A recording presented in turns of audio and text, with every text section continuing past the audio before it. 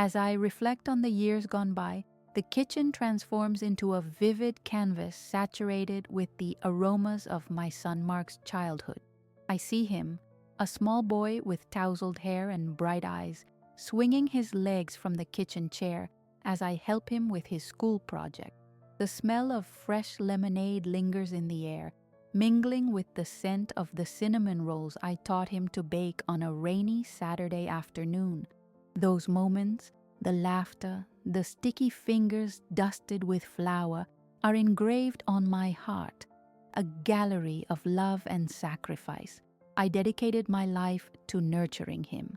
Late nights spent stitching his Halloween costume, picking up his favorite snacks after school, and whispering bedtime stories to him when the world seemed to loom large and intimidating. My heart swells with pride as I remember the time he won first place in the science fair. His joy was my joy, and I celebrated his triumphs in a way that filled both our spirits. But with every fond recollection comes the sharp sting of the present.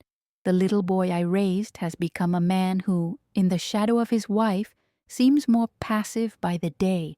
I feel a bittersweet ache in my chest, a tightness that grows with Amanda's every disdainful glance, every whisper that flows through our family gatherings.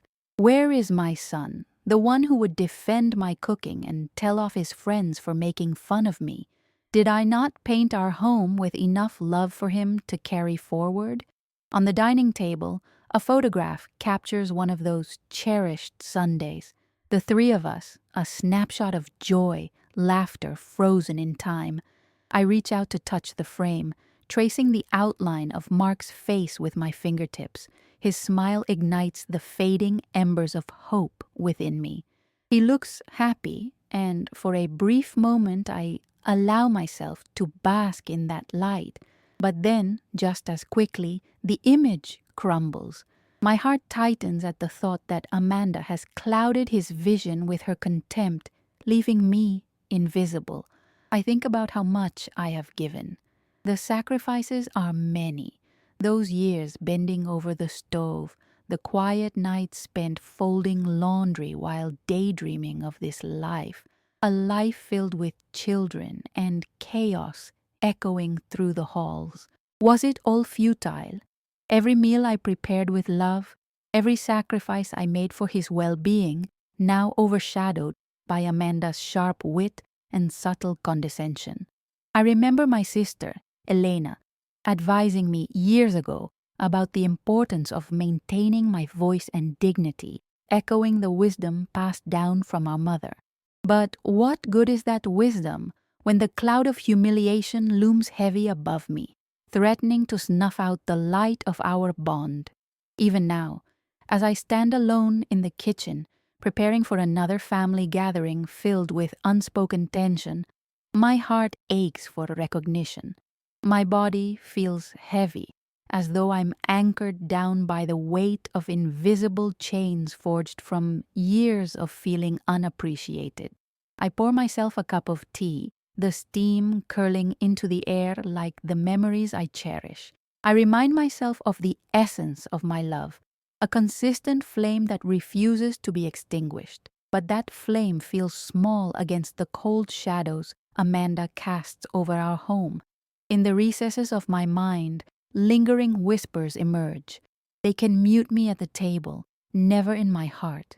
I cling to that truth as I take a deep breath, preparing myself to confront whatever awaits me today. The signs of my struggles are as tangible as the muffins sweetening the air. Will I be able to reclaim what has felt so painfully lost? With each passing hour, I feel the knot in my stomach tighten, but I am determined to rise above. My love for Mark, molded by years of nurturing, is still alive. It may just need a new path to shine through the cracks of Amanda's disdain. I think back to when I first met Amanda, the radiant bride who dazzled everyone with her charm. It was a bright afternoon in spring, the sun casting a warm glow over the backyard as family and friends gathered for what I hoped would be a celebration of union, joy, and growth. the scent of blooming lilacs mixed with the aroma of barbecued chicken. Laughter echoed in the air as I prepared my famous potato salad, a family staple since Mark was a child. Amanda floated around, a vision in white, captivating the attention of everyone, including my son. I remember how she charmed my uncles with her quick wit, her laughter like musical notes dancing through the air. In those early days, I wanted so much to welcome her into our family, to celebrate this new life we would share. But as months turned into years, a fragile veneer began to crack. It started with subtle remarks, seemingly innocuous comments that belied her true intentions. At holiday dinners, she would often redirect conversations at the dinner table. "Oh, Maria, that isn't how you make your legendary lasagna, is it?" Often punctuated by a forced laugh that felt more like a knife's edge than a celebration of family. I remember one Thanksgiving vividly, the dining table beautifully set with hand-painted dishes and steaming entrees, all carefully prepared. As I placed the turkey on the table, Amanda scoffed playfully. "That turkey looks old. Do you still use the same recipe?" My heart sank as laughter erupted among the guests.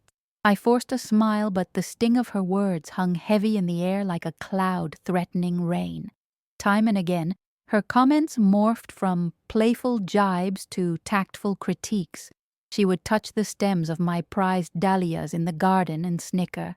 "Oh, Maria, these are beautiful, but I thought you hated using chemical fertilizers." Each small taunt, a judgment masquerading as humor, pierced deeper.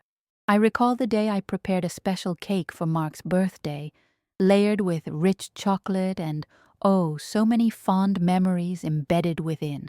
As the candles flickered on top and the happy birthday song erupted around the room from the grandchildren, Amanda leaned over and mouthed, "Doesn't it look a little dry?" I caught the eyes of my boy. He laughed, of course. He always did. But I felt his laughter splinter and echo against the hollow recesses of my heart. In those moments, I sensed a rift forming. The warmth that used to cradle our family gatherings now dwindled, replaced by Amanda's cold remarks and my son's silence. It felt as if my contributions were being siphoned away, replaced by her assertive presence that took center stage. I found solace in the quiet conversations with my sisters, Elena and Rosa, who came over for coffee, bringing laughter that sliced through my loneliness. They would listen patiently as I recounted my frustrations, their voices filled with empathy. "She doesn't understand what your love means, Maria," Elena would say resolutely. "You've created a beautiful home filled with memories she can't see." Yet every time I returned to face Amanda, it was as if she was keeping a scorecard of my failures, each dismissal reinforcing the whispers in my mind that I was fading into the background. One particular Saturday, I prepared my famed chicken soup, hoping to bring comfort and warmth to our collective heart. I ladled the broth into bowls, fragrant steam rising and wrapping around me like a loving embrace. But as soon as Amanda sat down, her eyes glinted with mischief. "You really need to let the soup simmer longer, don't you?" she said, smirking. The laughter dispersed, the grandchildren momentarily distracted by the tension. I felt my hands tremble slightly as I spooned the soup. My heart raced at the insult that stung sharper than a knife. Mark remained silent, absorbed in his phone. I caught a glimpse of him, his thumb flicking through his messages, oblivious to the subtle battlefield stretching across the table. Each moment only deepened the wound left by Amanda's remarks, her sweet poison creeping slowly into the fabric of our family. "What is wrong with you, my son?" My heart cried silently, but my lips remained sealed, locked away in a dance of decorum. As I gripped the spoon tighter, I focused on the swirling patterns of the broth, trying to drown out the noise echoing against the walls of my home. I finished laying the table, my heart heavy and weary, urging me to remain hopeful. They may reduce my worth, but my love can't be reigning, suffocated forever. I glance at the windows, the sun softening the evening glow, promising warmth as I steel myself for yet another family gathering, ever hopeful that perhaps one day they might see the true value of my love. They can mute me at the table, never in my heart. Each time those words anchor into my soul, filled with resolve growing in strength. As the years roll on, the tension at family gatherings becomes a familiar knot in my stomach. Each event tosses me into the storm of Amanda's disparaging comments, a calculated attack I've grown to expect. The holiday season brings its share of turmoil again. It's Christmas time, and I find myself bustling around the kitchen. My favorite apron, faded and frayed, is tied snugly around my waist as I stir a pot of creamy potato soup. Its warmth, a comforting embrace. The festive aromas waft through the air, mingling with the fresh pine from the towering Christmas tree in the corner. I can almost hear the echoes of laughter from years gone by, a time when my kitchen was filled with joy rather than dread. However, as family starts to arrive, I feel Amanda's critical gaze sweeping through the room, ready to pounce. I've laid out a spread of holiday favorites: roast beef, fluffy mashed potatoes, and a freshly baked pumpkin pie.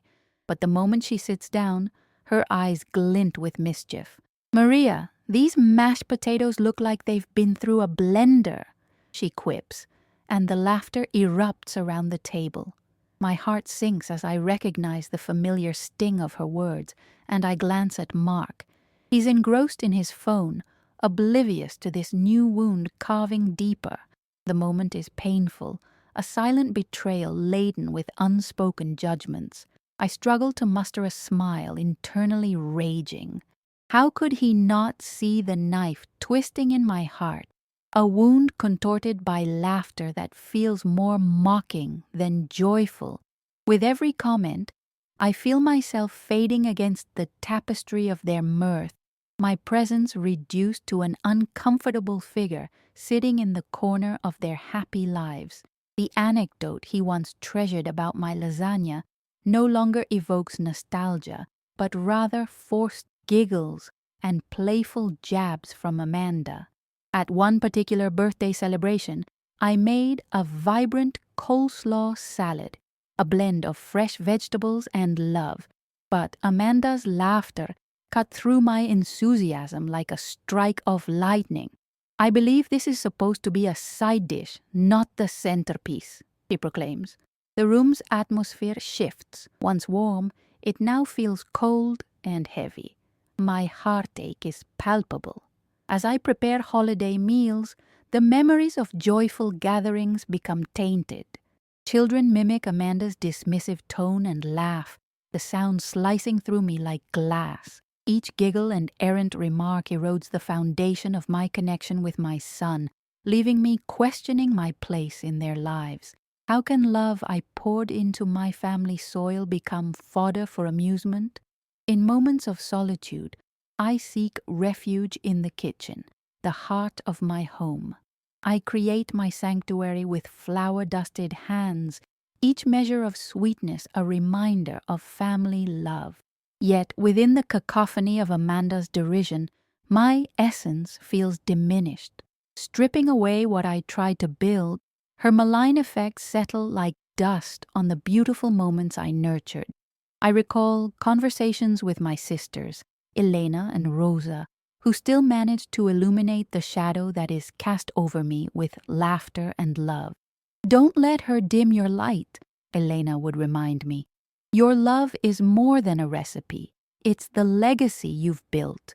But her words often echo off my heart, too bogged down with Amanda's sharp tone to take root and flourish. As each gathering looms, I brace myself for the inevitable. I know the threats Amanda brings, disguised as lightheartedness, will continue, but an ember flickers stubbornly within, urging me to stand tall. In a quiet moment, I find myself at a family dinner. There's an inner shift. It's a resistance, a force rising within me that I didn't recognize at first. I steady my hands, holding onto the warmth of my spirit, the kindness woven with years of shared memories. The air thickens with anticipation as I begin to articulate the weight they may lay on me. I whisper my mantra under my breath. They can mute me at the table, never in my heart. With resolve solidifying inside me, I acknowledge I deserve recognition. My voice is too precious to silence. I may have tolerated the humiliations for far too long, but now I feel the tide slowly turning. I will find a way to reclaim my dignity and reestablish the bonds that hold our family together. As I meticulously set the table for dinner, I feel a growing sense of clarity mingling with the aromas wafting from the dishes. It's time to take the first step towards reclaiming my presence, the essence of belonging that I have been robbed of. As I prepare for the upcoming family gathering, I decide to approach my days with renewed intent. Each meal, each moment spent in the kitchen becomes a canvas for expressing the warmth and love that I fear may be overlooked. I know that reclaiming my dignity won't happen overnight.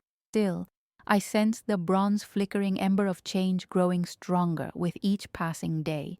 In the kitchen, the familiar rhythm of chopping vegetables and simmering sauces provides a meditative backdrop.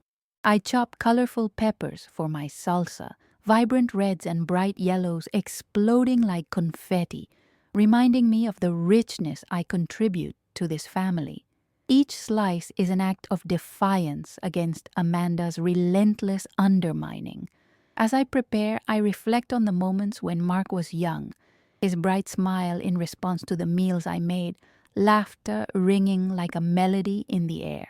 I can picture him at the table, indulging in my lasagna with abandon, his joy infectious. Those moments have become buried under Amanda's insistence to mold him into a version she prefers, overshadowing my contributions. I knead bread dough with purpose, deliberately choosing each fold and press as if I were sculpting our family's history back into shape. Nevertheless, a nagging sense of dread bubbles beneath the surface of these joyful creations. I feel Amanda's invisible presence looming like a storm cloud, threatening to drown me with her sharp criticisms and biting remarks. It's hard to shake off the feeling that she has weaponized my love against me, turning my passion for cooking into a target for ridicule. The day arrives, radiant yet brisk, a perfect fall backdrop to the internal storm within me. Despite the chaos of preparations, I refuse to let fear paralyze me. My kitchen is filled with dishes crafted with love, a golden turkey resting proudly on the counter, savory sage and thyme wafting through the air, and a row of color-rich sides lining the table like a painter's palette ready for display. As family begins arriving, I set my heart and mind to the tasks at hand. Children burst through the door, shrieking with excitement, darting toward their parents and arms outstretched, their heavy clothes trailing behind them like fabric clouds.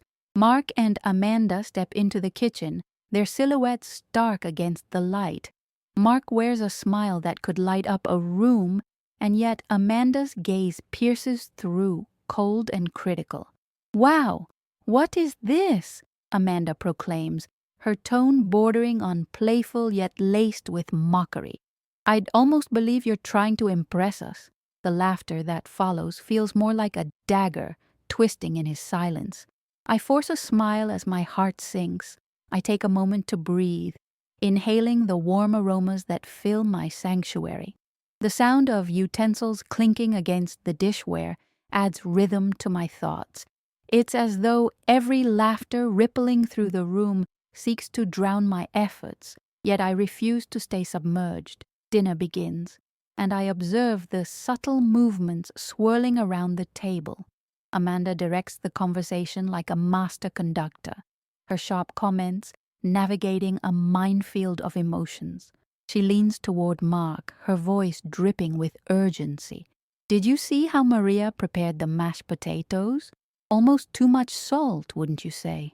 The laughter ripples through the room, taunting me, and I feel like a ghost haunting my own house. Tears prick at my eyes, but I refuse to let them spill.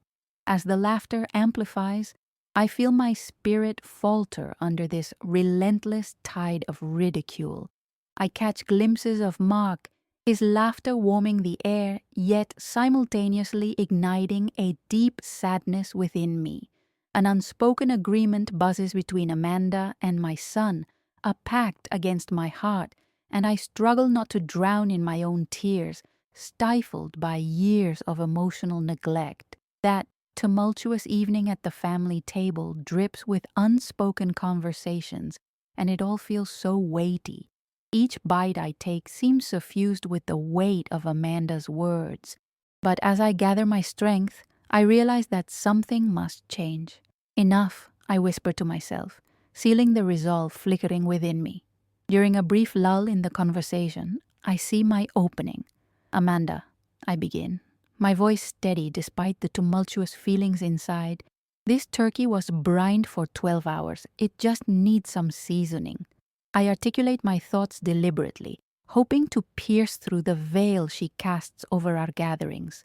The table stills for a moment, tension palpable, as I recognize the ripple of shock extending from my words. Critique has dulled my spirit for too long, but now I feel the warmth of my memories surging back, fueling my courage. I see Mark's eyes widen, surprised at my suddenly bold stance against Amanda. There's an electric suspense in the air, akin to a coiled spring, as I maintain my gaze on Amanda. The tension tugs between us, thick enough to slice through.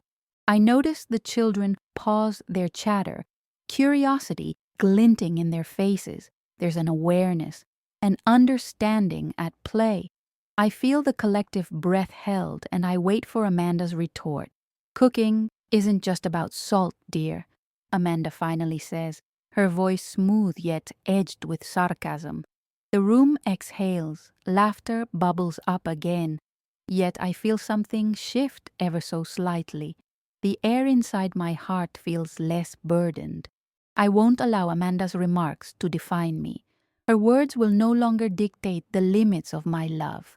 In that moment, I am not merely a mother, but a woman reclaiming her voice, and the moment reflects back at me with ripples of power unclaimed for far too long. I take a moment to compose myself, maintaining my inner mantra. They can mute me at the table, never in my heart. I embrace the realization that I have the right to be not only seen, but heard. Amid this turbulent gathering, hope rises, and I find my grounding amidst uncertainty, determined to reclaim my voice in my family tapestry. Tonight is just the beginning of my journey.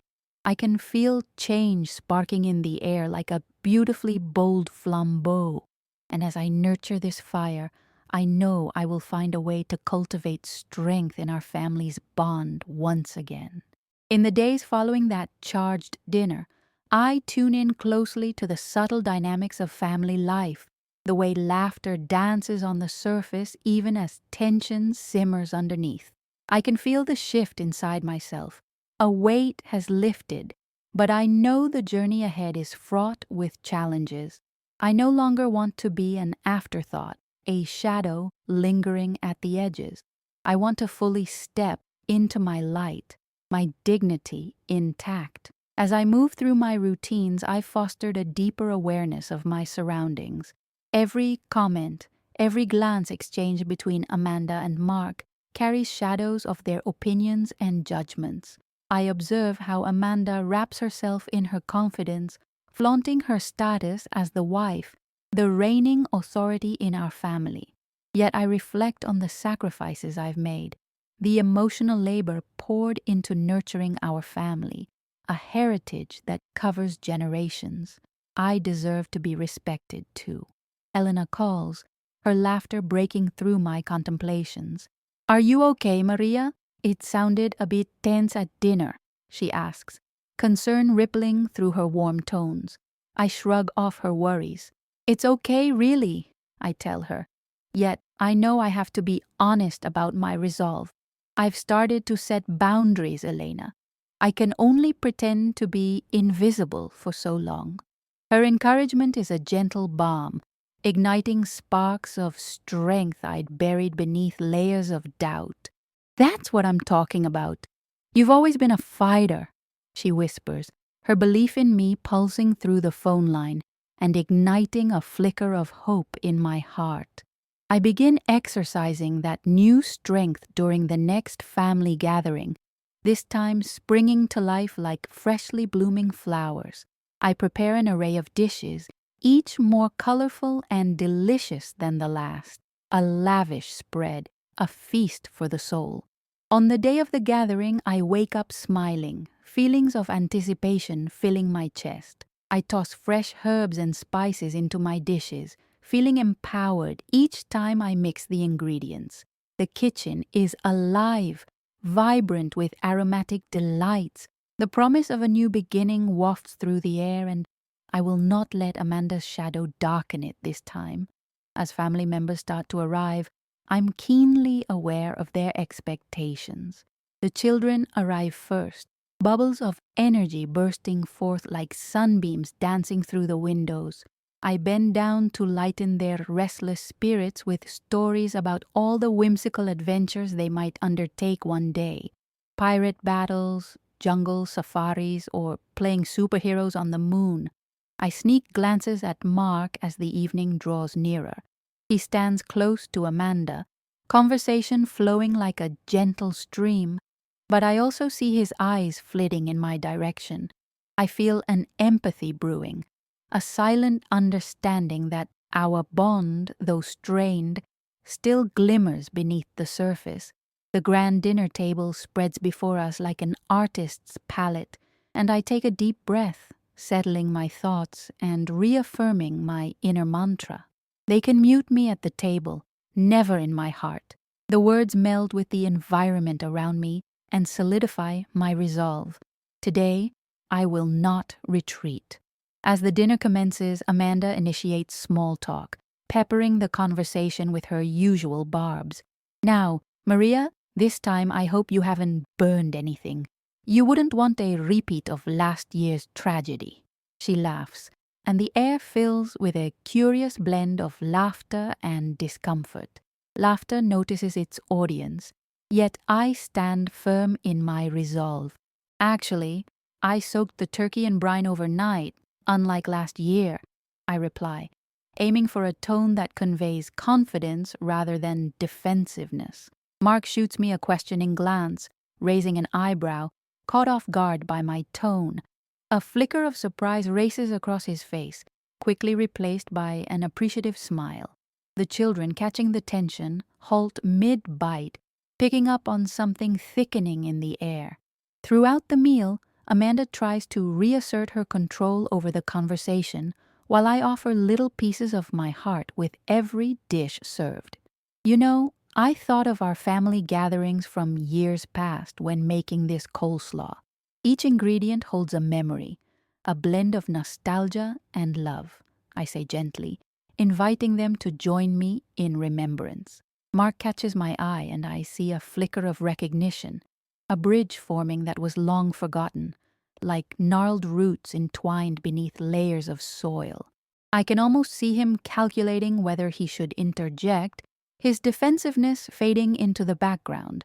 But Amanda, sensing a potential shift in the dynamic, steps in. Oh, Maria, let's not dwell on the past too much. No one wants to reminisce about those dreary days of culinary mishaps. Her challenge rings coldly, and the laughter feels forced, brittle against the atmosphere. I take a moment, willing my heart to remain steady.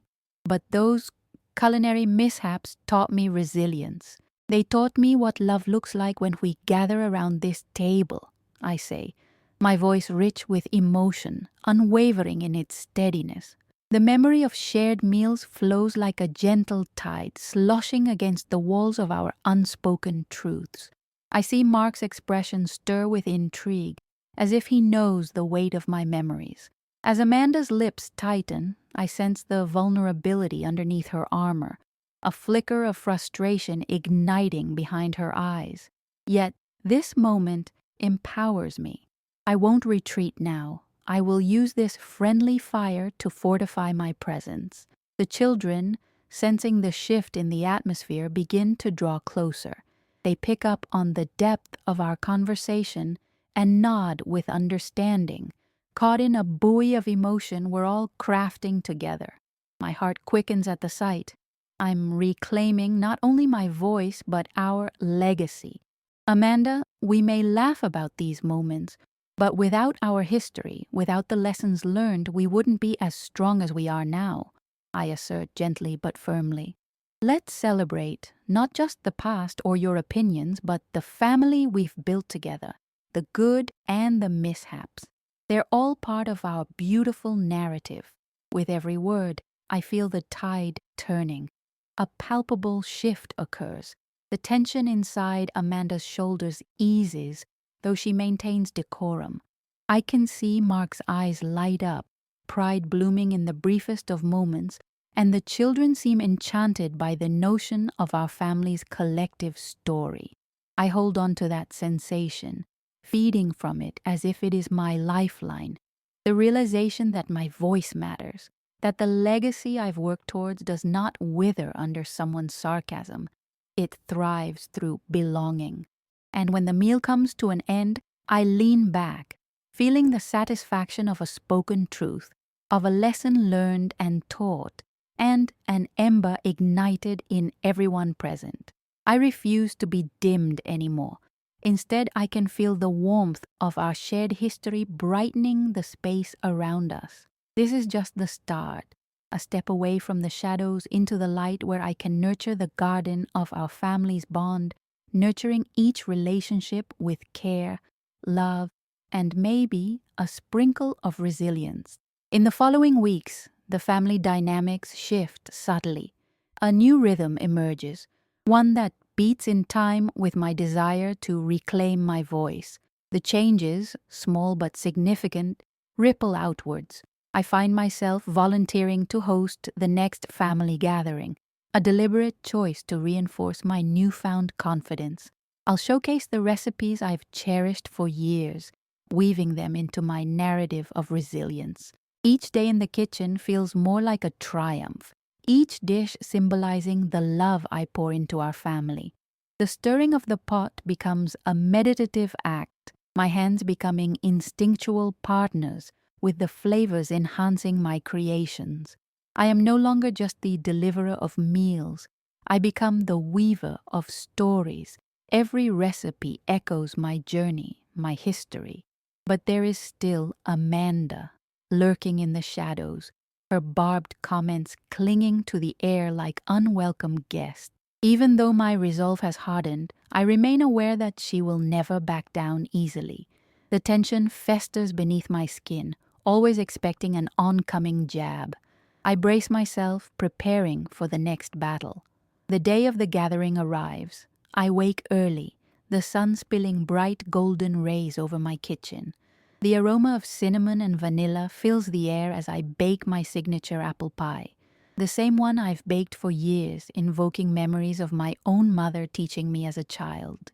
Each slice I cut forms an outstretched hand, inviting warmth and acceptance to the table. As guests arrive, I sense an electric buzz of anticipation in the air, the children darting around bantering and sparring for attention. I can feel Mark's warmth by my side, his smile a reassuring ray of sunshine amidst my uncertainties. For the first time in a long time, I notice a supportive bond subtly rekindling between us. Amanda enters with a flourish, her demeanor loud and commanding. "Are you sure you have everything under control this time?" she calls out, aiming her remark toward me like a dart.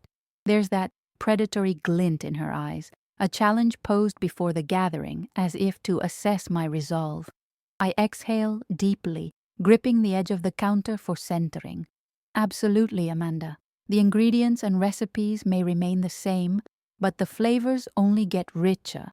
Like our family, I reply, my voice calm yet firm. Mark glances my way, and I catch a glimpse of pride illuminating his expression. With that fleeting recognition pushing me forward, I prepare for the conversations ahead, watching as family dynamics evolve throughout the evening. The weight of shared laughter and joyous banter sweeps through the air like a gentle breeze, and I pour love into every dish served. As dinner unfolds, I share stories about the dishes, each one threading my past into the present. A tapestry alive with flavors and memories. This lasagna is made from my mother's recipe, just like how she would prepare it for us on special occasions. It's a celebration of love and hard work, I say, glancing toward the kids, their eyes glimmering with interest. Amanda leans in, attempting to cast her shadow over my moment. Well, I'm sure this tastes good, but do we really need to dwell on history? Let's move forward without that burden. Who even remembers half those outdated recipes? She interjects. A hush falls over the table, a heavy silence swallowing the joyous air. In that moment, I realize I no longer have to cower in her presence. With the confidence I've nurtured over weeks, I assert, every recipe carries a memory, Amanda. Without them, we lose part of who we are. I can feel the children's interest peaking with anticipation, sensing the sacred nature of our family history beginning to unfold. This is our legacy. Every meal tells our story, our journey together, the laughter, the tears. It's valuable. The dynamics shift in an unexpected way. The tension visibly eases as Mark leans forward, his expression faltering as if weighing the truths unfolding. I see him nod emphatically, and it ignites something vibrant between us, a shared understanding that we will not retreat. Amanda's demeanor flickers, her irritation cools just slightly as she processes my words. The air grows thick again, yet there's a burgeoning sense of exhilaration fluttering inside me. My words have taken root. They linger in a pocket of space between us, refusing to dissipate quietly. But I also sense the familiar tightening of her demeanor. But that's just it, Maria. Times aren't the same. Whining about the past won't forge new paths, she snaps back, her voice tinged with challenge. Not whining, Amanda, I say, holding firm. Remembrance connects us to the past and helps us carve a future rooted in our shared experiences. Denying it makes us hollow. My heart pounds, each pulse matching my growing courage. As Amanda prepares to respond, I can feel the energy surge around us. The children look back and forth, sensing the layered tension, perched on the edge of their seats, captivated by our exchange. Something monumental is imprinted into the fabric of this gathering, our voices rising like a harmonious choir. In that exchange, I feel the perspective of the children shifting. They are absorbing more than just the flavors of the food. They witness firsthand the significance of staying true to one's identity, the importance of voice, respect, and nurturing our legacy. The echo of silence settles, amplifying my resolve in that pivotal moment. I stand firm, looking directly at Amanda. This family thrives when we embrace authenticity. I'm not asking for your approval, I'm reclaiming what's mine. You can challenge my dishes, my style, but you will not challenge my place here. The atmosphere feels like a charged current of unyielding energy, fragments of tension vibrating with persistence. In that single moment where my resolve blinds Amanda with clarity, I see her stumble somewhere between disbelief and grudging respect. The wall she's erected begins to tremble under the weight of our confrontation. In the end, it's not about the food or whose dishes reign supreme. It's about our family ties, our history woven together, messy and beautiful with every nibble and bite shared across this table. I take a deep breath, reminding myself that my heart remains steadfast even as the battle swirls around me. They can mute me at the table, never in my heart. Each time I repeat this mantra, I grow stronger, more certain. The journey isn't easy, but every step solidifies my place, not as an afterthought, but as a pillar in our family narrative. The evening progresses with a newfound air of camaraderie as laughter bubbles back to the surface. Families reconnect through stories, blending our pasts while carving new memories. I prepare myself for the challenges yet to come, but within this moment, I breathe in triumphant air, ready to forge a future where I hold my ground, redefining our tapestry. As the evening flows on, the laughter and chatter blanket the room in a warm embrace. The children re-engage with one another, their exuberant voices blending harmoniously. Each time I catch their smiles, a renewed purpose stirs inside me, and I'm reminded of the legacy I wish to carve out for them. Mark takes to the role of storyteller, regaling the kids with anecdotes from his childhood. Remember that time Mom tried teaching me how to roll out dough? It turned into a flour explosion. His reminiscence resonates with the young ones, laughter spilling like drops of sun against the daylight shadows. What strikes me most is the lightheartedness in his eyes. The warmth he carries not only reflects the joy at our dinner, but also the threads of our past intertwined with the present. Mark's storytelling connects us. He weaves my dishes into his tales as if breathing life into every recipe, a gentle reminder that these moments of joy are the building blocks of his identity. I catch Amanda watching this exchange, an indecipherable mix of irritation and contemplation traversing her features. The table buzzes with energy, and I sense her discomfort lead to a reckoning. As I hum along with the moment, I feel a shift, an opportunity beckoning amidst the laughter. Amanda, I say, finding a moment to reach out despite the past tension, tell us about your favorite dish. What do you love to prepare for Mark? I aim to invite her, to rouse the revelries encased in her heart and share without judgment. The air stills momentarily as everyone turns their attention toward her. For a brief moment, an expression flits across her face, one of vulnerability, perhaps caught off guard. She hesitates, feigning indifference, and for a moment, I believe in bridging the gap in our relationship. My favorite? She finally replies, albeit tentatively. Well, it's got to be my famous stuffed peppers. They're so colorful, just like my personality. Laughter erupts, though I can't help but notice the forced nature behind her words. No one can resist stuffed peppers, that's for sure. I chime in with enthusiasm, purposely extending an olive branch. I'd love to hear how you prepare yours. Let's blend our culinary styles. As she starts sharing her method, the initial tension begins dissipating into lighter notes. I find myself genuinely curious about her recipe, intrigued by how we can meld our kitchens and engage in harmony. The children listen eagerly, their eyes sparkling, and in this tableau of life, the flicker of acceptance unfolds before me. Before long, Amanda's rapid-fire delivery recedes. Her sentences slow, the volume drops. Well, I always use a dash of paprika for flavor. She trails off, her rhythm wavering, glancing at me. In the softness of the moment, I can see the faint hint of a unique bond forming, stirrings of a truce in the kitchen of our relationships. Why don't we have a cook-off one day? See who makes the most colorful dish? I add, and laughter bounces back like a friendly echo, delighting the children as their faces light up with excitement.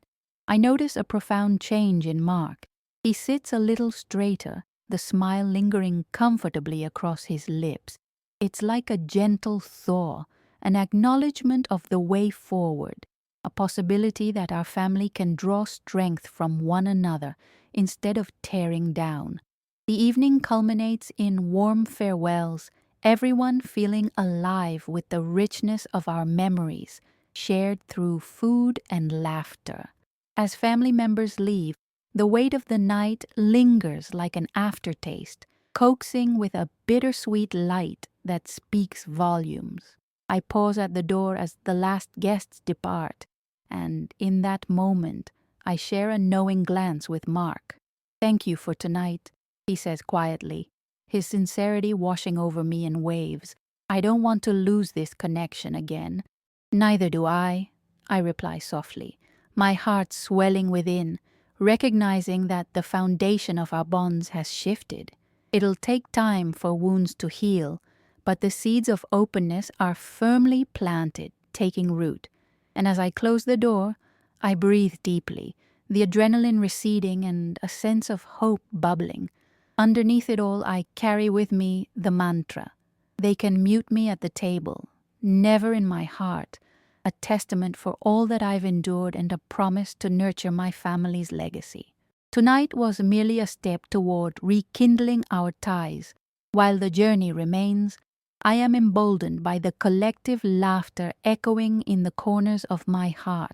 Tomorrow and each day beyond, my steps are forged into the rich tapestry of our family story, each thread vibrant and sewn in love.